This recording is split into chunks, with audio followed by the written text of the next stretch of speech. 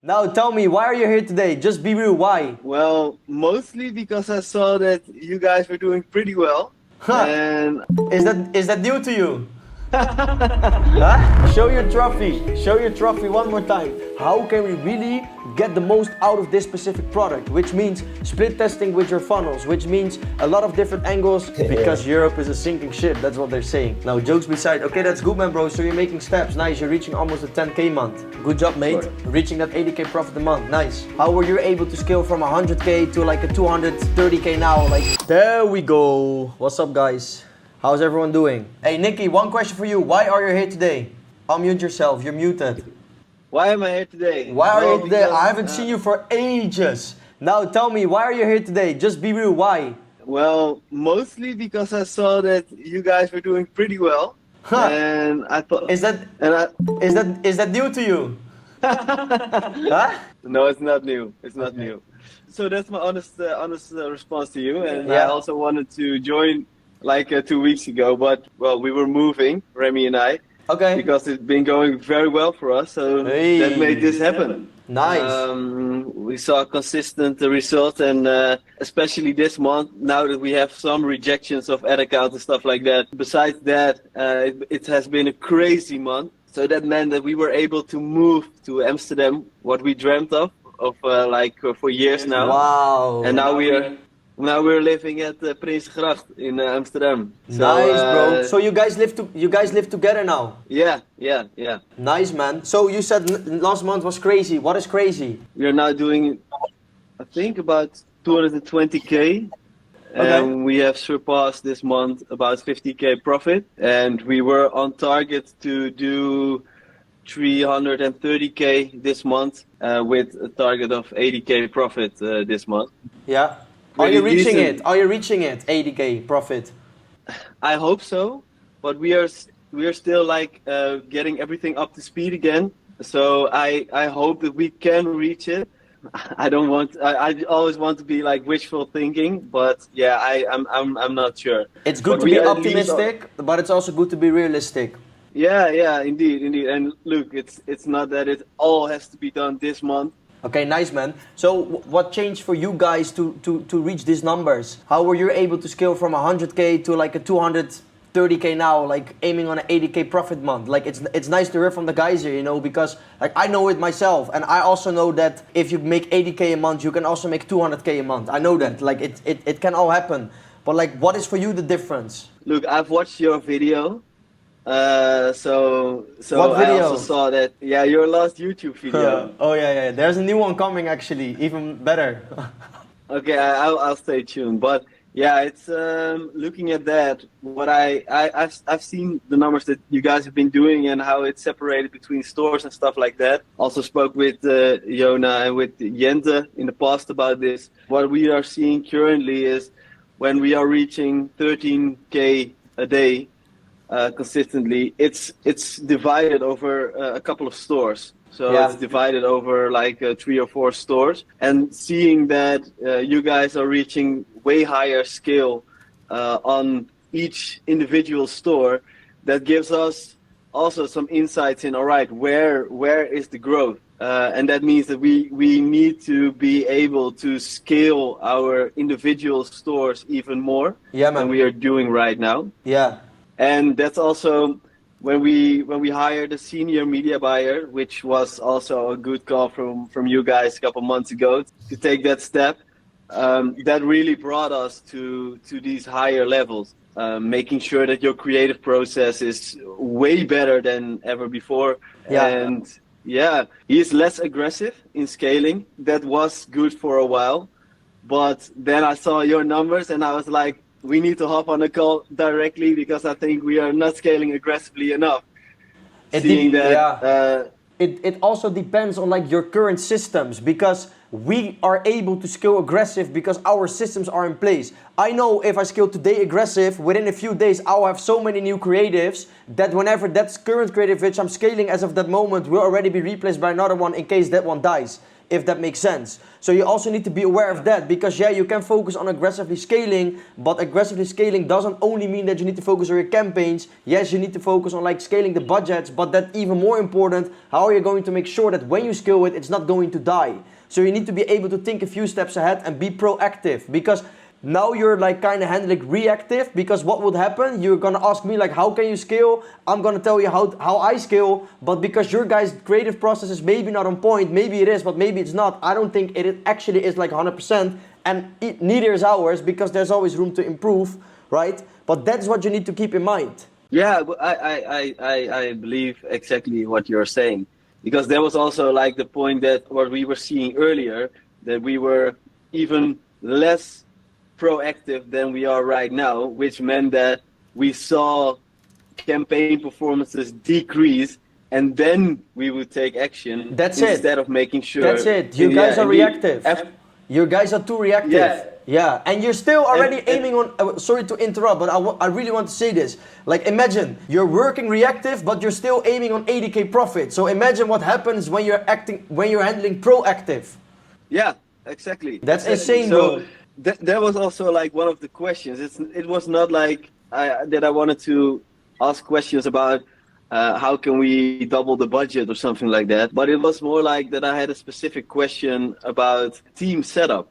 I was just curious about, all right, if we do want to take a step into the direction of being even more proactive within the campaigns, well, of course we could hire more people, but you also want to be efficient with doing that kind of things. It's not always about hiring more people, believe me, because like now you say you work with 12 people. Yeah, okay, great, but that doesn't mean anything. 12 people doesn't mean anything. Maybe they're great, maybe they're not. I'm sure it's also including your customer support, etc.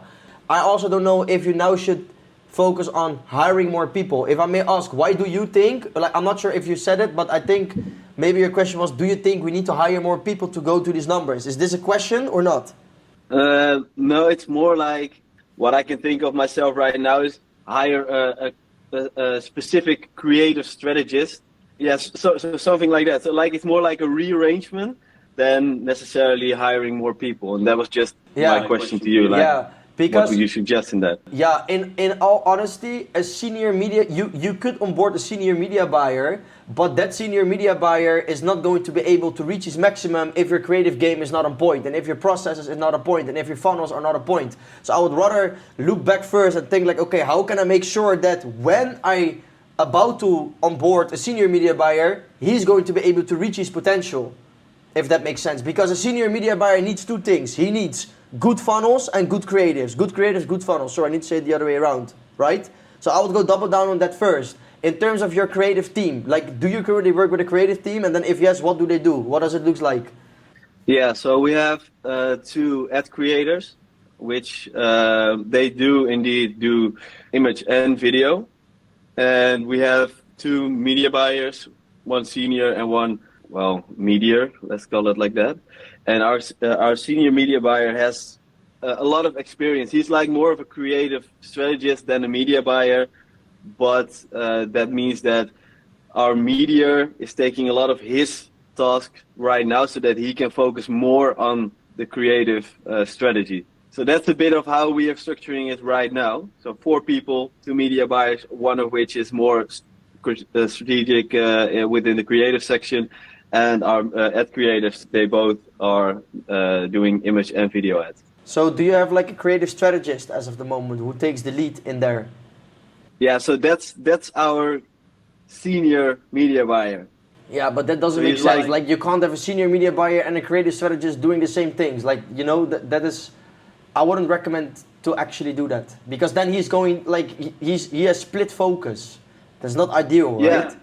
Yeah. Indeed. So that's why we hired a second media buyer, because we hired him, and then he was already like, yeah, I am actually a creative strategist, but I also know a lot about media buying, because I've also been in the space for like a lot of years. And then we, like, after some proof, which he showed us that he is like a creative strategist, that this meant that we also wanted to give him more hours and more focus on the creative strategy. And I actually even want to let him focus even more on that. So yeah, that was like, all right, so this is our current structure. In looking at our current structure, do you have some suggestions to Yeah, make? I don't know all the exact ins and outs, but what I would like to see for you guys, what would be best is that once again you have a creative strategist, like a manager who's actually taking the lead there, and also divide the tasks over your team. And then so your media buyer needs to come up with reports. For example, like, okay, the past week this creatives has been performing for this product, for that product, for that product, etc., etc. Based on these creatives what you're performing, we would like to have new iterations, and then you need to iterate on that. And then your creative strategist is going to help on the briefs for those creatives. And once that's all created, then your team can actually work on it based on the briefs what he created. Does that make sense? Yeah, exactly. That is important, That and that's why you want to have someone who's actually. I don't even know if you already have full-time work for him available, but viewing the numbers that you're doing, it might be. It will be not an issue if you tell him like, hey, I want to have you like on a level creative strategist or a manager for like maybe only 4 or 5 hours. I don't know. Maybe it's full-time already. Maybe it's not. But that's what you want to have. Someone who takes the lead in your creative. In your creatives, that is very important. That is like very, very like the most important thing for now, in my opinion. But then the next question is, how do you know that your creative strategist is good? Because you said like I hired him for a media buyer, but then he said like, yeah, but I'm actually a creative strategist. Then I'm like, okay, like would a very, very good creative strategist take a job as a media buyer while he actually says he's a very good creative strategist? Why would a very good creative strategist take a job as a media buyer? If that makes sense. That's just what I'm thinking. Maybe it's unfair. But I don't know, like, it sounds a bit weird to me, though. Yeah, I do indeed believe what you're saying. Mm-hmm. Well, the thing is, in my opinion, it's a bit hard to really judge this if you don't have like a good, referentiekader. Yeah. We don't actually know if it's going well. The only thing that we are seeing is that performance has been increasing significantly. Yeah. Since he is doing the creative strategy. Okay, that's perfect. So that's great. So you already have some kind of proof there. So I'm not saying you need to replace him now. Like if he already showed to you guys that there was like massive improvement from his end, try to see what happens when you come up with a more detailed approach from your guys' end. Say like, okay, we want to work with sprints every single week. We want you to be responsible for X, Y, Z. Start a chat with ChatGPT. Write to ChatGPT exactly what you're currently doing, and tell ChatGPT that you also would like to have more output of creatives, and tell ChatGPT that you would like to, you want him to take more lead, you want to assign more tasks. What tasks would they recommend you to check? Like what tasks does he need to take the lead? Where do you want to give him additional responsibility? And then based on what ChatGPT gives you, of course don't copy paste because you need to use your own brain always, but it gives you input at least. Based on that input, try to see yourself what you can work out with him. Okay. That will be the first step. Creative strategist, very important. Focus on that for now. Okay. Yeah, and based on the scaling part, of course, what you already said in your videos, it's like doubling the budget. Yeah, man. And, Double. Eventually reaching 800 euros per day ad spend, based on if it's like 30%, 25%, or 20% profit margin. In the past days, you're scaling 25% or maybe 20%. Yeah. Join next week Very again. I'm straightforward. wondering what's going to happen in the coming week, okay? Yeah, that's fine. Good job, mate. Sure. Reaching that 80k profit a month. Nice. Okay, then Yeah, well, let's go for it, right? let's go for it. Yeah, man. Good that you guys have been going, man. That's amazing. Good to hear. Okay, let's get back to Jens. Jens, sorry that I interrupt, but then I started the conversation with Nicky. Yeah, no and, problem. Yeah. Yeah, what I said, I'm a little bit stuck at 1.5k a day, low profit. I can't really scale right now, so I switched after Chinese New Year to fully general. I'm also opening a new store because I was thinking like, okay, maybe this is not really picking up. I was thinking like, okay, I'm going to open a new store and focus back on fashion again, because that has worked for me in the past. So that's what I'm currently going to do. So Okay. How many markets are you active? Just still that one specific market? I'm active in Sweden, and now I'm going to open a store in France. I was also active in Germany, but I'm going to close that store because, I don't know, it's not working. And then the store with Jamie also. Do you believe that when you're going to have more fashion approach that you will get back to better numbers again? How do you look at that yourself? I think yes, because what I did in the past was with fashion items, the good numbers I had. So if I'm doing that again, I wouldn't say that's going to happen. But yeah, that has worked for me. So Luke, the thing is also like when you were running back then, you had access to all those payment providers and stuff. So there's already a slight difference now, right? yeah, that changed some things with the Klarna merchant. So maybe that has impact on it. And for Sweden, I don't test that much fashion anymore because with Klarna and Shopify, if I get more sizing issues and stuff, then I think I'm getting some hold. So Yeah, what I would recommend, try to keep launching on volume, especially if you want to get back in fashion, and also try to focus on collections. I know in the past I did that number, so I know I can do it. So Then, if there's anything coming up in between, just let me know because you know that I can also always help you with stuff. Yeah. yes, I know. Okay, good to hear. Then how's with you, Anas? You're still with the funnels, right? Yeah, bro. Yeah, just funnels for now. It's looking promising for this month. This month is the best in terms of profit so far. Hey, So how much profit? around like consistently like 500 a day. Hey, so what are you going to reach this month in profit, you think? I had some issue in the middle of the month, but like it's going to be around 10K. Around 10,000 euros profit. No, dollars, sorry. Dollars and euro nowadays is almost equal. Because Europe is a sinking ship, that's what they're saying. Now, jokes beside, okay, that's good, man, bro. So you're making steps. Nice, you're reaching almost the 10K month. What was for you the difference? It's nice to hear it from Nicky, like you're in a different stage, but you've also been grinding through a specific way. What was for you the difference to go like from an 2K, 3,000 euros profit to 10K profits now? Yeah, man, just going deep into funnels. That's it, and creatives. Because before I used to launch like so much products. I mean, still you can make it work, but like just for me, like I would prefer to have like 1 to 2 funnels that are working like really well and like deep dive into them than like have like too many and spread the focus. That sounds good. And what is like your current scaling approach? Because I want to see if I can assist you with something there. I'm just scaling like aggressively. The campaign like 5x, 3x depending. Like I used to do like 20%, but I do it like only the campaigns that I see like I know like even if I increase the budget, they wouldn't perform that much because the ROAS is like it's above break even, but like it's a bit low, like 2 or something. Yeah. But if I see a campaign like with higher ROAS, like I just go hard on it right away. And is there something specific you would like to cover in this call you want me to help you with? Yeah, sure. It's about like payment processing. Like, what do you think like is the most efficient way to open like Stripe accounts for backup or something? Honestly, I would just focus on funnelish with Shopify checkouts. Or because, okay. That's what works, bro. But Nicky, you do that as well? Yeah. Yeah. That's like so easy. Not gonna yeah, Yeah. I'm doing it too. But like the issue is you get limited in the AUV with it, from what I noticed. You gotta find your ways with that though. How do you do it, Nicky? Yeah, you can still upsell people, expedited shipment and stuff like that. You can still offer that before payment checkout, and you can even make use of post-purchase and extra like that. Your internet sucks, bro. It's nice that you moved to a nice place in Amsterdam, but if your internet doesn't work, then get better back to the previous one. Back to the old village. Can you hear me now? Yeah, we can hear you, but there's a bit of a delay. But you can.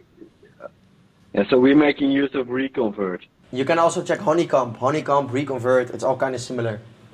So like, which one do you use for like the one-time offers?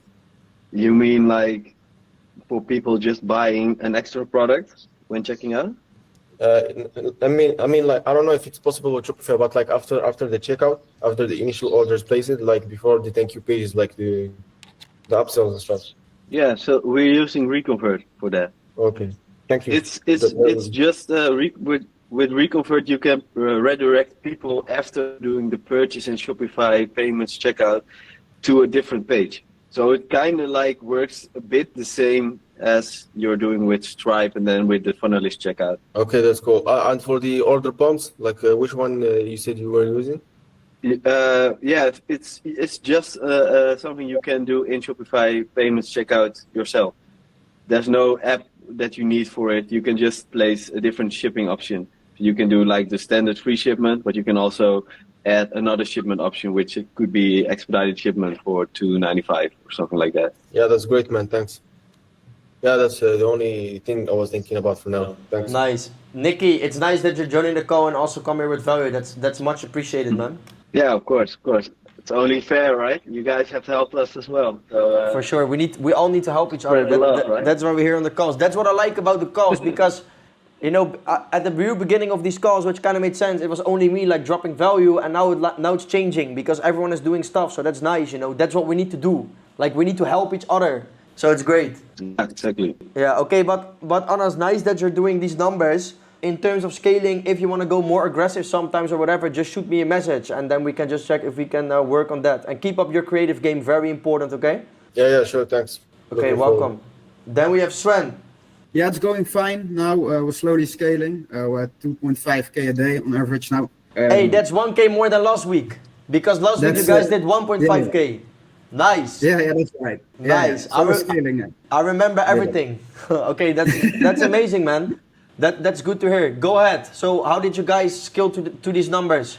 We have tried some different things within the scaling part and the media buying part. We've duplicated the campaigns and then picked the winning creatives, dropped them in a new CBO, and scaled that way basically. Okay. We've also optimized some pricing and some different landing pages. Yeah, got the profit margins up a little bit, and that way we were able to scale a bit harder. But we're still at pretty low profit margins. I would say on total about 15 to 20% gross profit margin, so not very high. Okay. And we're now trying to fix that with new creatives and also just testing even more funnelish products. Yeah. But yeah, basically, so we're slowly scaling that, trying some more creatives to get the profit margins up. Yeah, we're now also trying to push our our winners into new countries because that's very easy, obviously, with funnelish. Bro, what? Okay.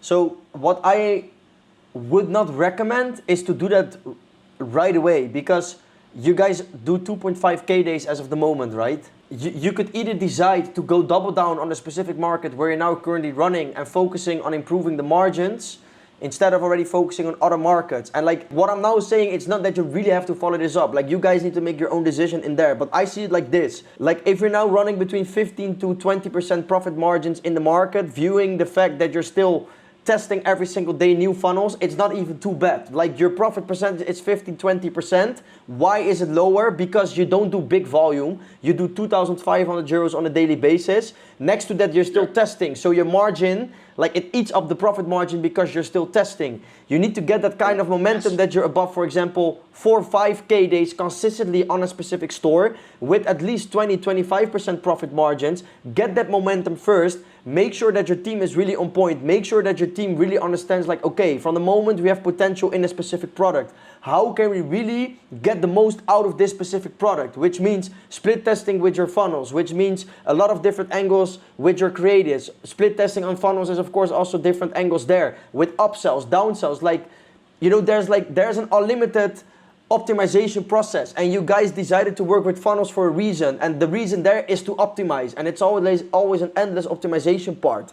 I would rather first focus on getting these 4 or 5k days on a specific market with decent profits and then go to the next market. Try it first, at least for the coming 2 weeks, for example, and if you see like, okay, we're still kind of struggling, we can't make it work, let's then focus to the next market. You could do both. You either focus now already on the next market, or you challenge yourself, go more into depth, because that is, in my opinion, where you're going to win from your competition. Because now you're just want to keep it simple, duplicate it to a different market. Oh, it's gonna work. Yeah, okay. But if it dies in market A, it's also going to die in market B, because you haven't found the approach yet to keep the product ongoing. So then you can launch different markets, but it's going to die eventually. Does it make sense? Yeah, Yes, it does. That makes a lot of sense. Yeah. Understand your approach on trying to get this product to not die and improve the profit margins. Yeah. Would you recommend us to, because we currently don't have very good video editors. We have actually one creative editor, but she's not that good. Yeah, she can copy creatives from competitors and make some changes, but she doesn't get her own ideas. So we have to do a lot of work ourselves, especially in the scaling part. Yeah. We're figuring, should we first hire a video editor and a creative editor in one, and also what's the normal pay for them? What are the hourly rates which we should be looking at? Yeah. Okay, good question. I would still focus on as much as possible on statics and not on videos. Keep it simple with statics, man. Like you can get so much output and results with statics, man. You guys are not at the stage that I would go double down on videos. Like seriously, keep it simple. You know me, guys, I always had the approach like, okay, keep it simple. And when you keep it simple, you can really scale to high numbers. I'm not specifically saying that following a static is simple, because you could also like keep optimizing statics, and it's an endless process with your briefs, etc. But what I'm trying to say is that also the stage where you guys at now, focus on statics, and even more important, keep ripping content from competition. Yeah, that's a good one. Yeah, videos is a lot of work. Yeah, like don't overcomplicate stuff, man. Like seriously, you can keep it so simple now. It's good that you already think ahead. In your guys' position, I would rather focus on finding someone who is an ultimate killer and understands meta library so well that they can always find endless of competition and lots of different videos and lots of different images, instead of now trying to find like a video creator. Does that make sense, guys? Yeah, it does. Yeah. Do you guys? So what would you say that the normal pay is for? Yeah, that's a good for a question, job Dan. like Like in our company, it was kind of created from a guy who like did the email marketing, and then we were like, yeah, he's been so long with us.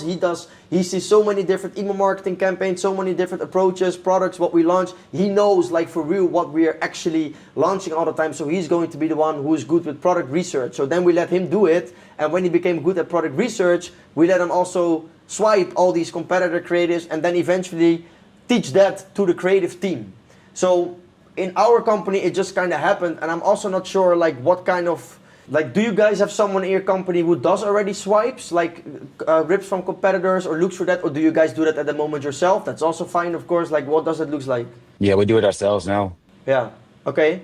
Is it something you want to keep doing yourself now? Is it something you still have time for, or like how do you see that yourself?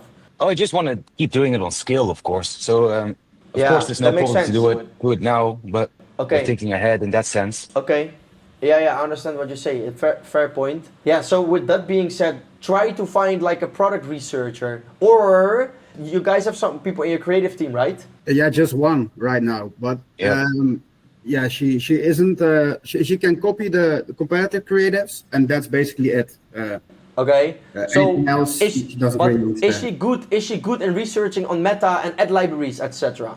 No, Because no, I don't think she will be. Okay, that's already an answer, done. We don't even have to take her into consideration anymore. What you want to do, find someone who is actually good with creatives and with statics. I wouldn't specifically call the creative strategist, but just someone who is good with it. Because usually video editors, creators, or static creators, whatever, they also understand the meta ad library very good, meaning that they also know how to research it. And you guys just need to guide them at the beginning. You guys just need to provide them all your competitor links. For example, hey, we now have these 3 products. These 3 products are winning for us. Can you find for us as much as creative for this product? And then try to do it yourself first. How can you find as much as winning creatives for a product which is running for you?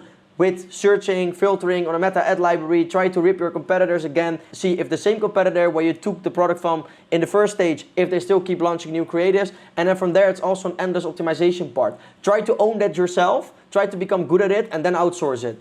And in the meantime, try to find someone who's actually better than you guys. But until you didn't find someone, keep doing it yourself. Divide the task with the 2 of you guys. Well, Yeah. Sounds great. Sounds great. Thanks for the Great for the advice. tips. Yeah. Great, thanks. Sure, always, man. Any other stuff, guys? No, I don't think so.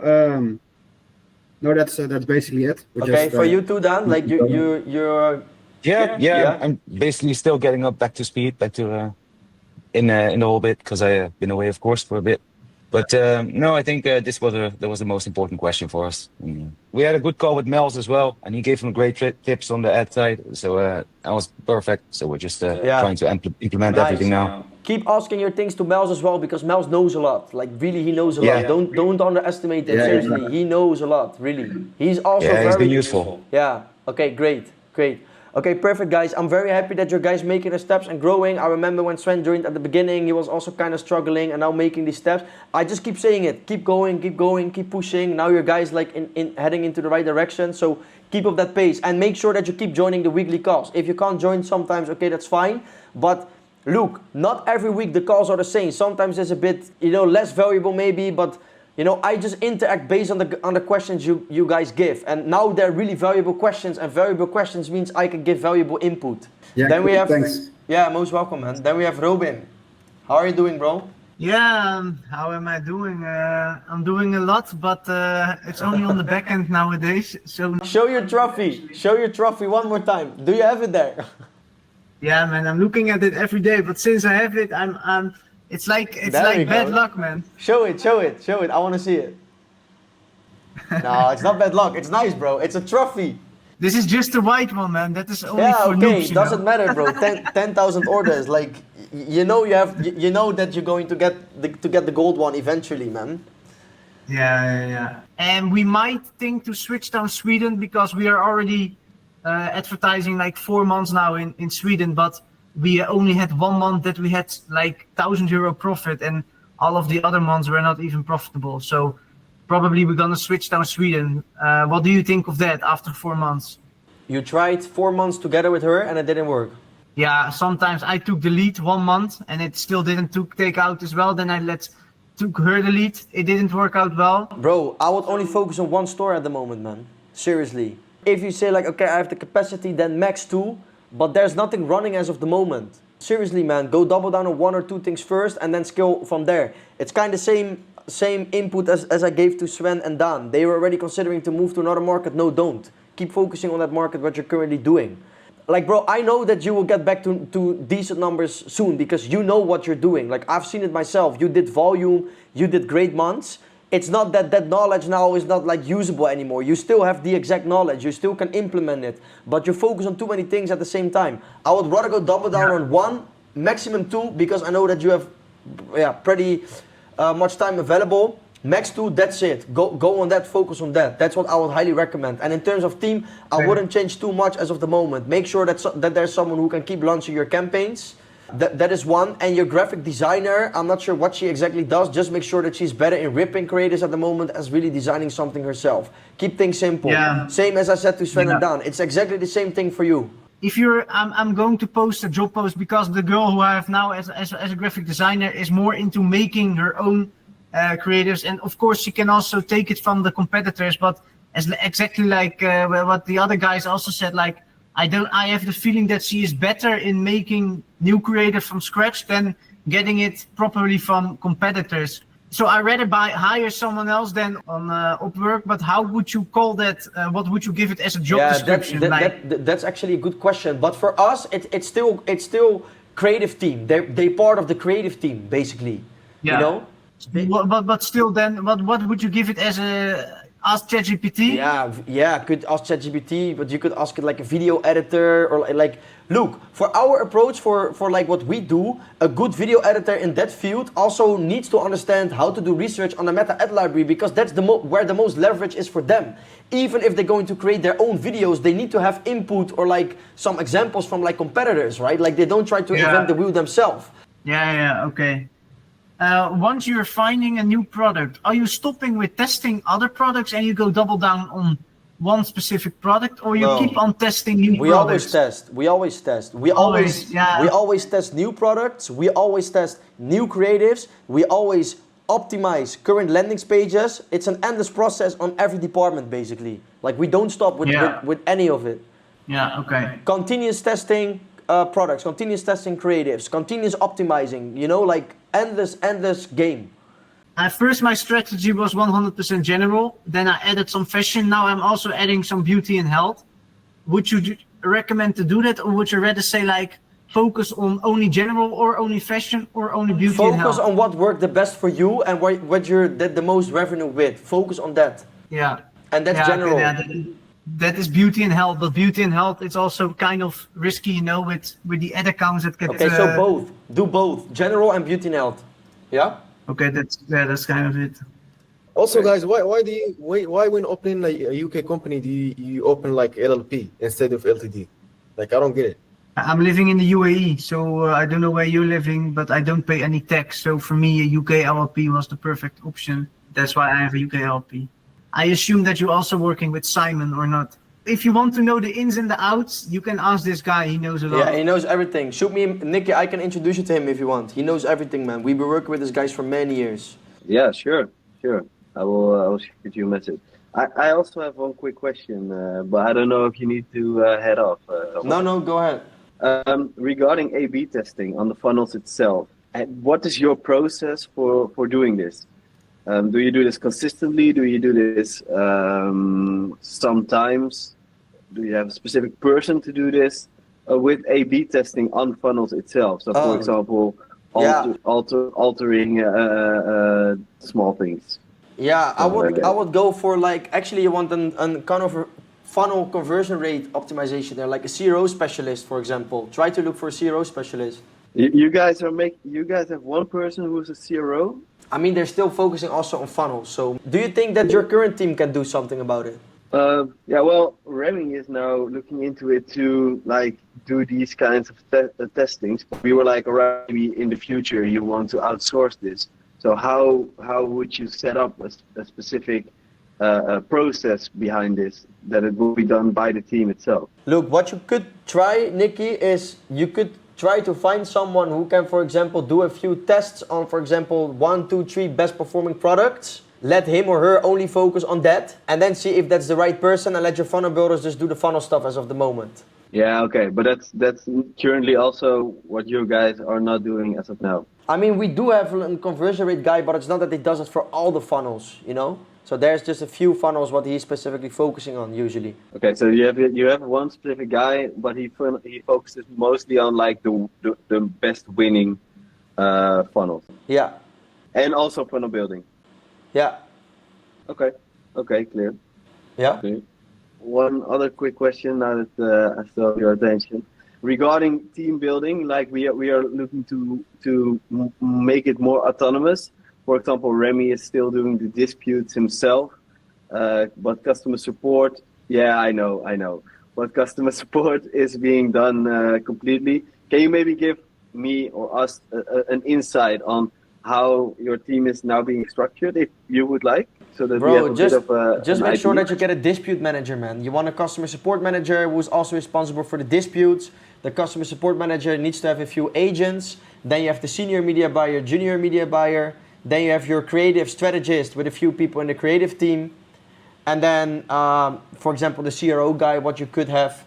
And then even a manager, but that's not necessarily for you guys now, I think.